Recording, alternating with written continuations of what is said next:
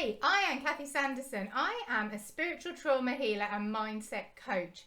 And today I want to speak to you about the reason why, even if you've read all of the personal development books, attended the courses, if you've read all of the books on self-help, how to heal from relationships, the reason why you are still attracting narcissistic partners, the reason why you are still finding relationships with narcissistic people. And it sounds funny, but I'm a spiritual trauma therapist and I see it all the time. What we experience as a child influences what happens to us as adults, because we not only have the programming, how our parents programmed us to believe that we had to act so that we got attention, that we got love, that we felt noticed or heard. But not only that, we then have those beliefs that are created in childhood that we aren't worth listening to, that we aren't heard, that the only way to get attention is to listen to somebody, is to feel what they're feeling. The only way to get people to like you is to like the same things as them. So you may be listening to this now and little light bulbs might be going off, because the way that your beliefs are perfect beliefs for somebody to have a relationship with a narcissist. Because you then won't have that need to assert yourself. So you will always allow them to take control. You will always allow them to have control over your life. You may have let them have control over your bank account, over where you went. Let them check your phone. Because you won't have known that it was okay to say no to this, because you may not have been shown what boundaries were as a child.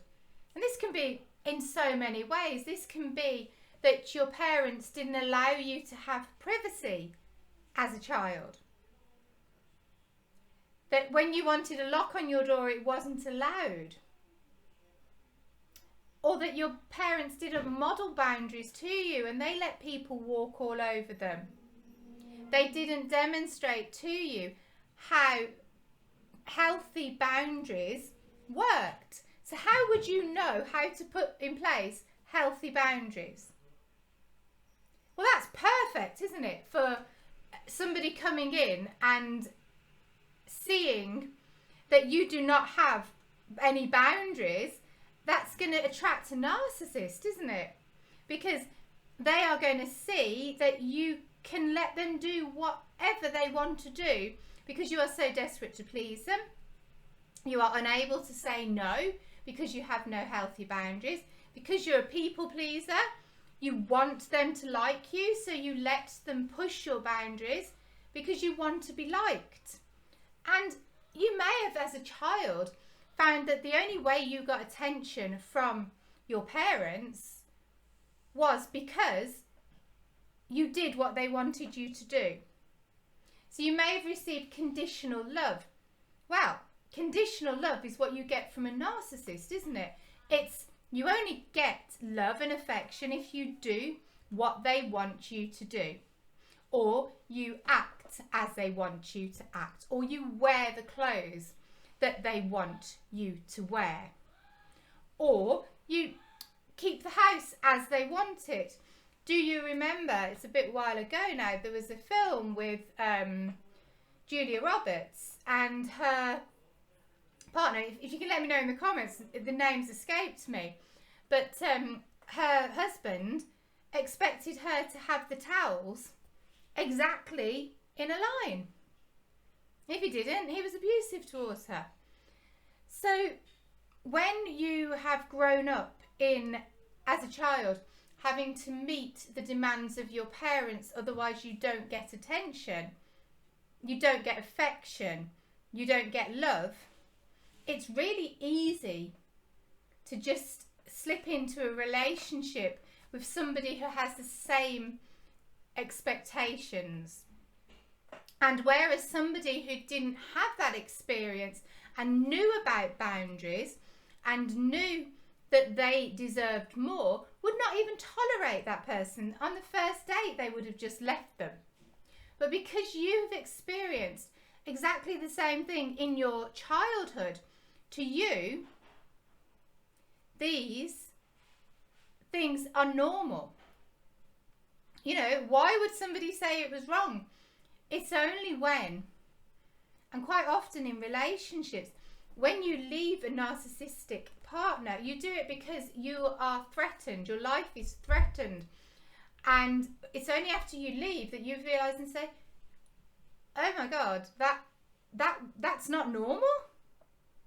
And then when you move on then to a relationship with somebody, if you're blessed to do that, who doesn't have those traits, you are always on edge because you're so used to things having to be perfect, so used to being controlled, so used to having to live on edge that it's hard to relax. And you may be in the relationship with the most wonderful person, but you can't relax, and you are creating situations which cause difficulty in your relationships now because you are so programmed by the behaviour of your ex and your parents. And even though you have the most amazing husband or wife or partner, you can't relax. You can't just sit back and enjoy it like you see your friends doing in their relationships, and enjoy that relationship, enjoy spending time with your partner, because you are so fearful that something's going to happen.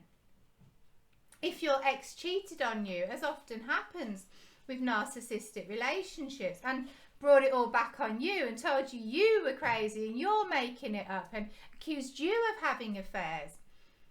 Well, in this perfect relationship, because you are used to things not going perfect, you're always going to be suspicious, perhaps, that your partner is having an affair. You're going to wonder constantly, why is this amazing person with you? Because you're not worth it. Because your ex would have hammered in that you weren't worth it, that you were so lucky to have them as a partner, that nobody else would want you. And when you left your narcissistic ex, you probably were broken. You were probably so beaten down. And that's why so often when you leave a relationship with a narcissist, you easily fall into another relationship with a narcissist, because you still have that belief system and you are so broken. And narcissists, of course, come in and love bomb you and charm you. And you are so grateful that you can't see any of the red flags. And when your friends try and tell you that that's not normal, you can't see that because you're getting that attention that you desperately wanted and never even got in childhood. Narcissistic relationships so often occur because of your programming, your beliefs that happened in childhood. So how do you stop it? I've got a free training that is on the 14th of June at 12 p.m. UK time. Look at the link in the comments. Sign up for that free training, how to stop attracting narcissistic relationships, or how to stop attracting relationships with narcissists. One of those. And it's going to show you, I've just given you a tiny, tiny glimpse. It's going to show you how to stop attracting, how to move forward, how to find that amazing partner that supports you and loves you unconditionally, and how to relax in the new relationship that you're in and enjoy it, rather than fearing that the rug's always going to be pulled up from behind you, or that you're going to get bashed over the head, or you're not looking at something and you're always on attention. So click the link in the comments and come and join me.